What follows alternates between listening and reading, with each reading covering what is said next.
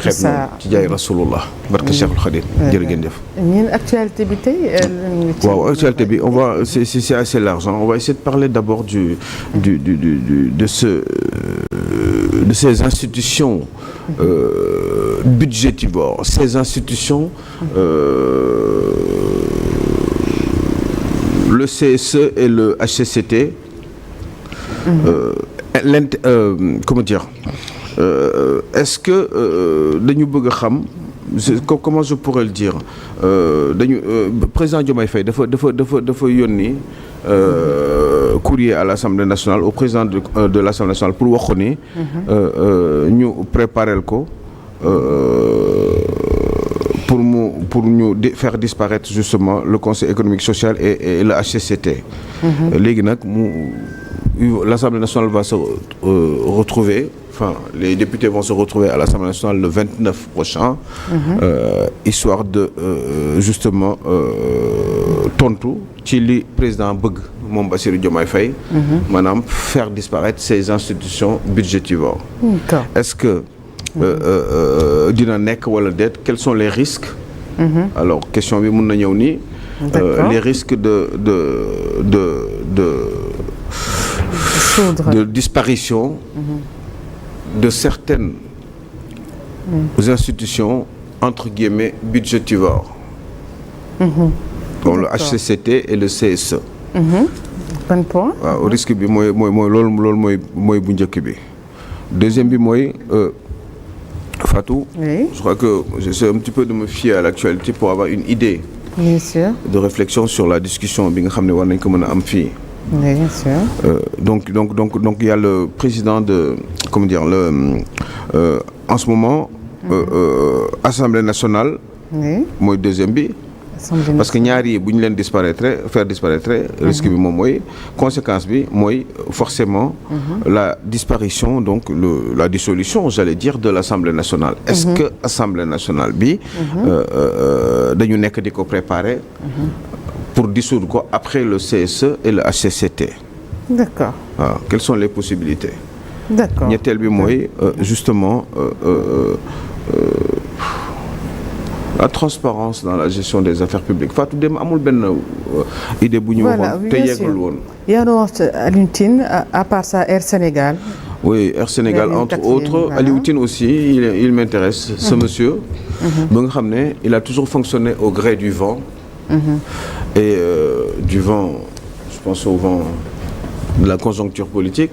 D'accord. Alioune Tine, au jour d'aujourd'hui, est-il véritablement satisfait de la politique justement bi nga xam ne moom la Bassirou Diomaye Faye ak Ousmane Sonko di développer? D'accord. Wala Alioune Tine vaut-il ça tout simplement une place au soleil, entre autres, voilà, ou cherche-t-il ses intérêts, serait-il dans la quête de ses propres intérêts à lui? Parce que Alioune Tine dama dégg mu ne soxla na xaalis. Ah bon, d'accord, quelque part.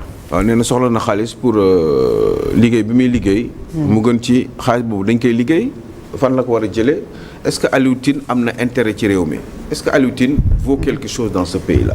D'accord. Alioune Tine ndax mët na dara ci réew mi? Est-ce que moom représentation société civile dëgg la Alioune Tine? Air Sénégal, ou bien on va en Air Sénégal, parler. c'est comme vous voulez. Il y en a tellement qui viennent en même temps. En même temps, voilà, on va commencer. Air Sénégal, il se passe beaucoup de choses. maa ngi wax dem bi mooy quatrième kii bi boo sàgganee dinañ nekk ci quatrième liquidation judiciaire de maanaam faillite de cette compagnie en moins de 25 ans, alors que depuis 1972 Royal Air Maroc bi nga xam ne à un moment donné bootoon na Sénégal Airlines, eh bien Royal Air Maroc mi ngi existé ba tey. Lan moo tax ñun on n'arrive pas à tenir le coup? D'accord. ñun lan mooy suñu problème? ñu commencer premier point bi. waxtaan bi xaw a tourné. Entre autres, nga pardonné ma tuuti. D'accord. Je suis un tout petit peu trop fatigué. Oui, parce que je suis couché tard. Parce que je travaille beaucoup et je suis réveillé tôt. Je suis très fatigué. Yow xam nga lan la. Oui. da ngay sonn yow tamit macha allah si on se couche tard moom ko war a yeewu le matin. Très tôt le matin. Oui, c'est yal na yàlla sàmm Fatou. Amine yàlla suturaal ñu. Amine kàngam sa liggéey rafet na. kontaan nañ ci yow. voilà premier point bi nga wax ces institutions budgétivores CSE et HCCT nga ne quels sont les risques de disparition de ces institutions budgétivores. waaw xam nga Bassirou Diomaye Faye dafa yónnee pour ñu parce que il faut mu jaar par Assemblée nationale pour ñu mën a am possibilité pour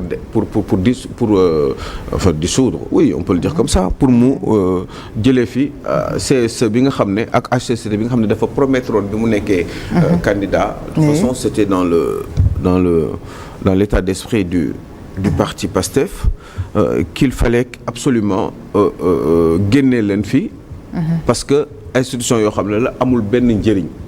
parce que li ñuy wax expression boobu en français dafa budgétivore maanaam li muy jël ci budget bi moo bari. alors que booy seet sax bon comme il a été dit dans le français. Je crois que ni c'est mal dit. bon amul njëriñ d'accord. mais pas forcément budgétivore. parce que budgétivore. ci olof li muy mën a tekki. boo ko waxee ci français parce que ñëpp dañuy yaakaar ni parce que budgétivore mooy loo xam ne dafay jël. dafa li muy lekk li muy muccu ci budget bi dafa bari. alors que c'est totalement faux. c'est-à-dire que un peu plus de 15 milliards la un peu moins de 16 milliards yoo xam ne moom la ñaari institutions yooyu di jël muy CSE. ak donc HCCT. bari na tamit 16 milliards non mën na bari. mais budgétivore maanaam li muy muccu. carnivore mooy kuy lekk yàpp lu bari. surtout. yaa ngi dégg herbivore boo ko waxee herbivore mooy waaw. budgétivore mooy li muy lekk li muy engranger ci budget bi. dafa bari. le budget tourne autour aujourd'hui de 7 000 milliards de francs CFA. ba mu waxee ni le ministère des transports et des infrastructures budgétivore na. ba mu waxee le ministère de l'éducation nationale. budgétivore na. parce que li ñuy jël pratiquement ñoom ñaar ñoo ëpp li ñuy jël ci budget bi donc li ñuy gratter ci budget bi. moo bari. ministère des infrastructures je pense que bi fi ñoom Macky Sall nekkee ak yooyu noonu. infrastructure transport terrestre ak yooyu bi Mansour Faye yoroon pratiquement moo doon moom ak éducation nationale budget bi gënoon a rëy. donc li mu doon xëcc ci budget réew mi. moo ëppoon doole fuuf. donc 15 milliards c'est peut-être que mun nañ ne CSE ak HCCT amuñu njëriñ parce que li ñu leen di jox ci budget bi liggéeyuñ ko amuñu njëriñ xaalis boobu mën nañ ko jël dugal ko feneen d'accord naa. mais le terme budgétivore c'est à mon avis à mon sens totalement faux. voilà est-ce que waxuñ ko dans le sens où institution yoo xamante ne la. gisuñu seen njëriñ. en quelque sorte. waaw mais loolu xam nga loolu du budgétivore générer ay milliards en plus. d'accord naa kay mais loolu du budgétivore terme bi moom laa lay wax ni n'est pas forcément approprié parce que ñu bari dañ koy wax di ko dégg yaakaar ni mais du ñu xam lan. ça ne génère pas des millions c'est des milliards aussi. waaw d'accord mais budgétivore le terme budgétivore. mooy li muy mucc ci waaw non pour leeral rek pour ñuy déglu aussi parce que tamit baax na ñuy xam. parce que da ngay dégg ne institution budgétivore non budgétivore non pour man jëlul lu bari. qui a dit que ce sont des institutions budgétivores. non moom la ñuy bind fu nekk. d'accord. pour ñi koy bind kay moo tax may wax quoi. d'accord. maintenant après il peut me corriger hein, si j'ai tort mais je crois que li ma wax dëgg la quoi. Aliou cherche toujours à définir les mots. ça dépend Aliou buy wax loolu man je dis bu ñuy wax loolu non que c'est des institutions budgétivores. c'est par rapport à leur utilité c'est-à-dire bon je peux comprendre que ne loolu mënoon na gën a approprié ci beneen institution. comme ni mu ko waxee yenn ci ay ministères yoo xamee ne que maanaam seen ay budget dem na. kii na quoi mais. utilité bi moom moo tax ñuy wax ça bu ñuy dem ba di ko qualifier de ça. bravo bien vu garçon. njariñ boobu dans une certaine mesure bu ñu wax ministère de l'éducation. ministère donc des infrastructures. yooyu maanaam seen ay impact quotidiennement nit ñi dañ koy sentir. mais le haut conseil des collectivités territoriales CSE. alors lan lañ mën a defaat loo xamee ne assemblée nationale dafa ko. d'accord moo tax ma doon wax ni Fatou. ni CSE ak HCCT c'est vrai que c'était une promesse de campagne électorale mais bon bu doon promesse kese la ñuy tenir kon dañuy tenir promesse yu bari yoo xam ne teniruñ ko mais je crois que ni ce qu'il faut faire mooy bu ñu dindee aussi CSE ak HCCT certainement ils vont créer une autre institution à peu près similaire. Ah bon, selon vous. Pourquoi? Ils ne l'ont pas dit. Non day am. Est-ce que wax nañ ko aussi ça? waaw mais waxuñu ko taxul ñu man ma bañ ko xam. Ah bon? C'est ce que vous pensez. Mais loolu amul sens bu dee dañ koy nar a. mais non dañ créer beneen mbir boo xam ne day niroog Sénat rek. mais bu dee boobu moo gën a mën a am njariñ wala yooyu yëpp. waaw d'accord naa man moo tax foofu sax laa bëgg a ñëw moo tax ma ne. je pense que ni. képp koo xam ne lépp loo xam ne concerné na la société civile. dañu war a créer une institution boo xam ne à peu près man Sénat laa daan gis tur bi rek la ñu changé. mais man Sénat laa doon gis on aurait pu créer un Sénat. boo xam ne certainement dañu ne département bu nekk. ñu jël fa département Sénégal comme il y en a 46 je crois que ñu jël fu nekk ñaari sénateur ñoo xam ne ay élection moo leen di fal. nga xam ne ñoom ils seront obligés de composer avec l'autre institution qui est l'Assemblée nationale. mais que Sénat boobu bu ñuy def ay choix ñoom ñoo xam daal nu ñu koy defee pour man ay élection moo gën. mais bu fekkee ne ñuy def ay choix aussi ñu def choix par rapport ak képp ñëpp ñu nga xam ne dañu représenter la société civile en général. pour man tey Alioune Tine fi mu waroon gën a am solo au lieu mu toog di wax tout le temps ci télé yi nii parce que c'est un homme de médias. ça aurait été beaucoup plus simple pour lui. mu nekkoon au conseil économique social et environnemental comme des gens comme ay ñoom Birahim Seck. ay ñoom Fou Malade entre autres. nga xam ne bu ñu demee dañu am njëriñ foofu am li ñu liggéey bu ñu fay def. mais créer un truc comme on va y revenir à Afrikajom Center pour aller chercher de l'argent tout le temps. ba pare ngay wax selon yow ni nga gisee réew mi selon fi nga gisee opinion bi foofu nga yaakaar ne moom moo ëpp nga dem de ce côté là boo demee ba commencer mer di sànni ay baat. ak yi demee noonu loolu c'est pas un travail donc man je ne vois même pas son utilité. mais yan loo risques yi tamit Aliou quels sont les risques.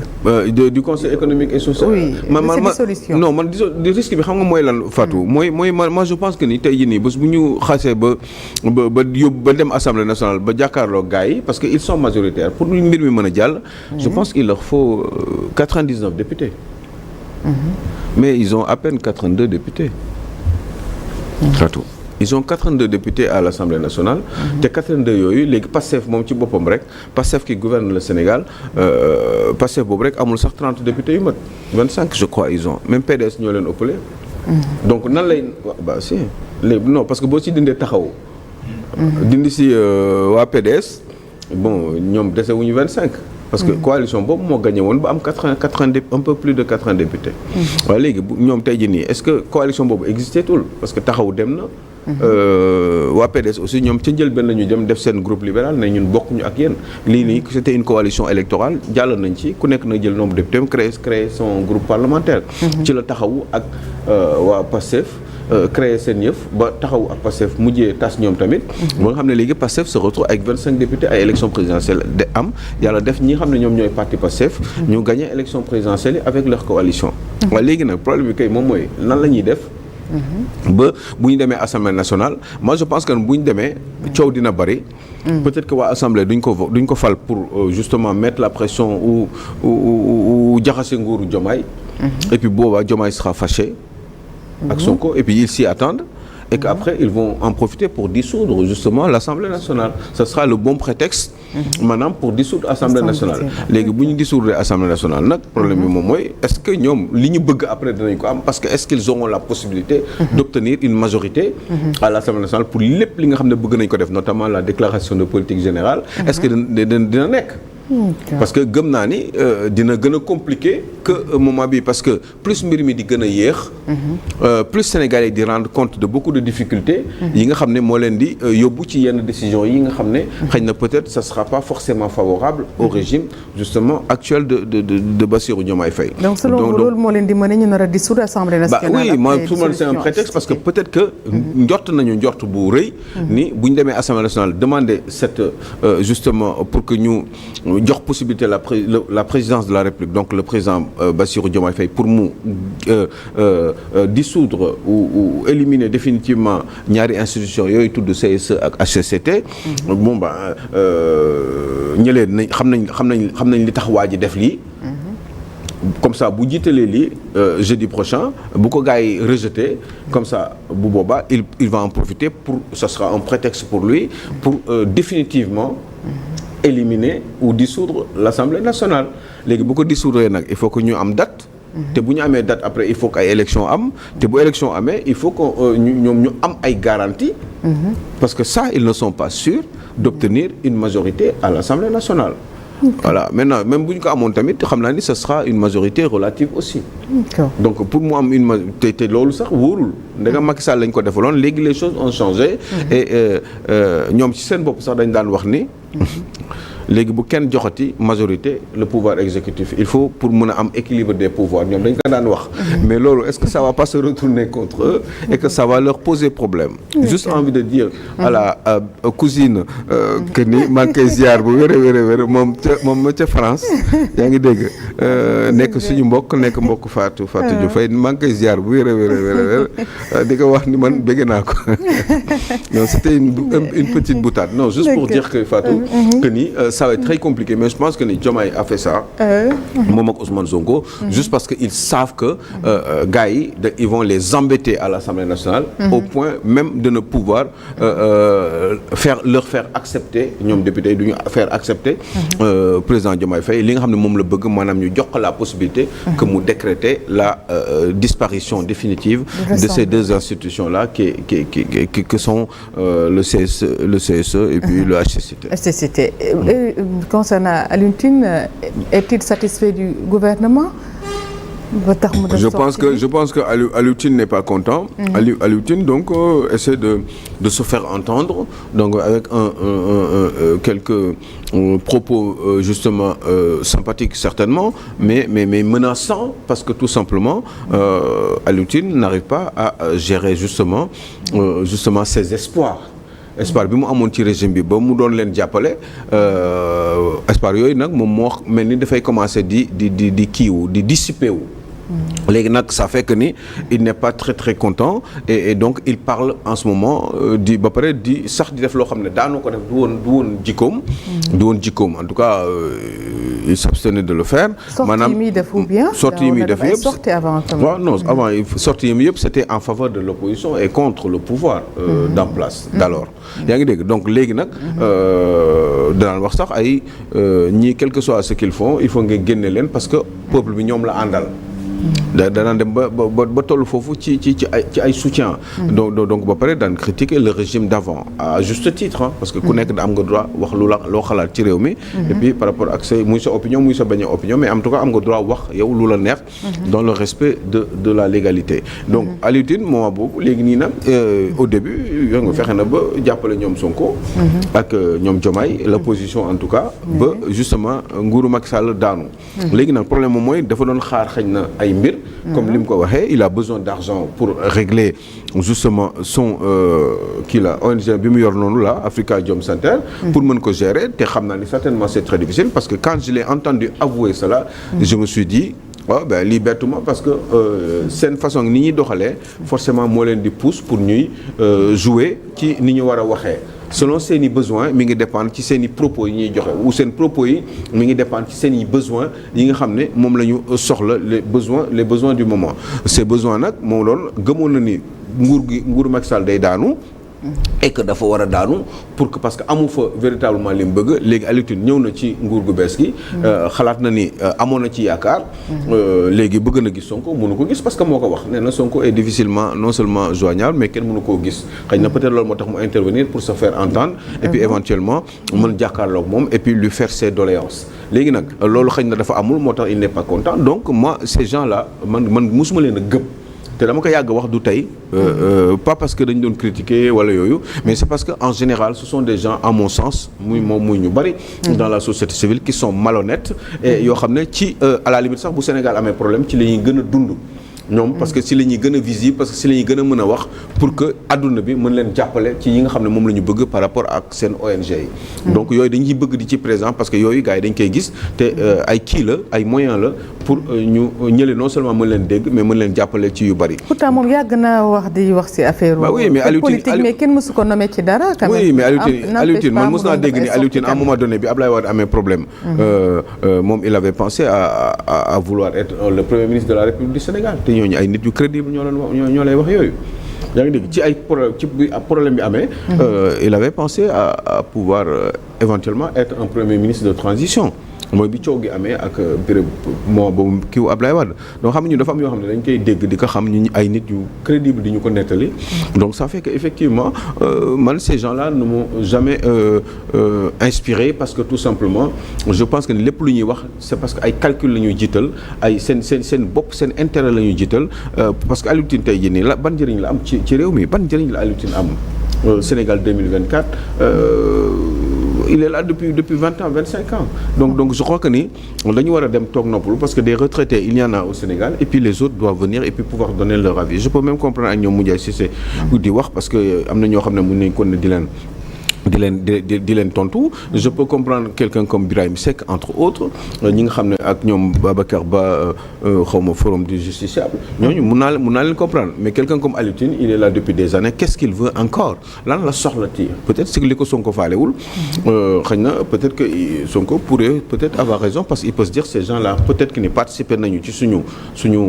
yegsim ci nguur gi mais ils ne sont pas forcément des gens qui doivent pouvoir continuer à influer dans le système parce que retraite am na aussi dañu war a dem Aliou Tine doit pour man Aliou Tine dafa war a toog des fois di def un petit peu comme Mody Niang qui a toujours un monsieur extrêmement honnête que j'aime beaucoup parce que il a toujours été constant dans son état d'esprit li may xalaatal Mody Niang man mënu ma ko xalaatal Aliou Tine parce que j'ai toujours pensé que Mody Niang était quelqu'un un homme très depuis ci Assises nationales yi laa ko xam mais ni ma koy seetlu c'est un monsieur qui est extrêmement constant et très très honnête dans ses propos et dans son amour qu'il a pour le Sénégal mais les autres en général je pense que surtout quelqu'un comme Aliou Tine man c'est pas que je le déteste personnellement mais man dafa am ay jikko yoo xam ne man neexuma ci nit parce que man dama bëgg nit boo xam ne dafay wax rek bu mu seet fan la opinion bi xaw a féete pour mu dellu ci et puis booy wax da ngay wax de manière tranchée dire la vérité et ça c'était le cas de Mody Niang même bu fekkee ni jox nañ ko li nga xam ne moom am na fa njëriñ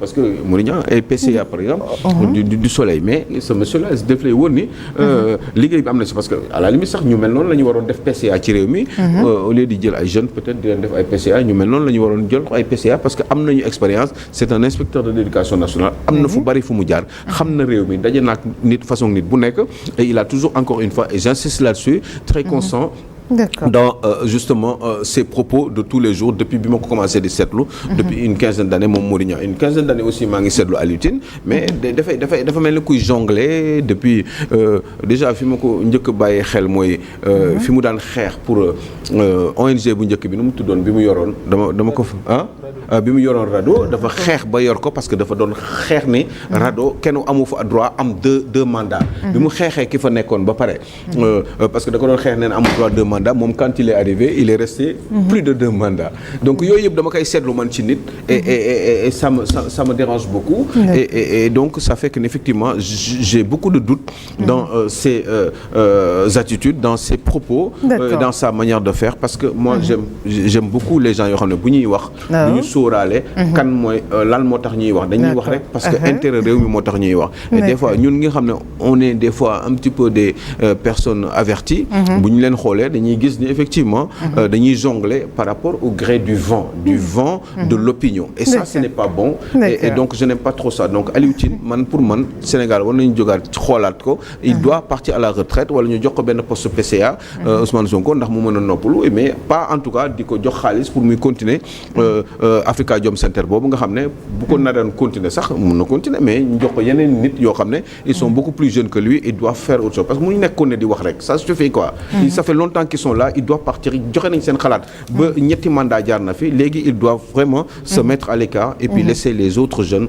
sénégalais donner leur avis et puis remplacer leen ci structure yooyu ñu yor moo gën ñu taxaw naan ñun dañu soxla xaalis pour Afrikajom Center loolu moom vraiment je le déplore. Merci en tout cas. Et donc mais rien amul dara fii lu may kii man kiiwuma dara merew ma kenn si mere naa ko parce que gis naa itinéraire de vie am par rapport ak société civile bi mais amuma lu may mbañ amuma dara mais ñooñu dañu war a noppi léegi dem def leneen ñoom Aliou Tine. D'accord merci en tout cas Aliou Sow. Bon ou alors Sonko naka lui donner un poste de PCA comme ça il sera tranquille mais en tout cas jël xaalisu réew mi ñuy wax dañ ko bëgg a yaxanal naan dañ koy dugal ci ay Afrikajom Center wala yu demee noonu parce que dafa mel ni loolu la soxla dafa mel ni laa wax wóoruma parce que boo déggee mu ne moom soxla na xaalis dafa am lu tax xaaral ma freiné balaa fàjju comme daa bëri kersa merul ne ak gomis donc xaaral ma teel a noppi des fois day dëgër man c'est toujours à la fin que je pars j'ai besoin de beaucoup de temps pour me réveiller mais bon sant yàlla bu baax a baax ak yonent bi ak Serigne Touba di wax sëñ Moustapha Saliou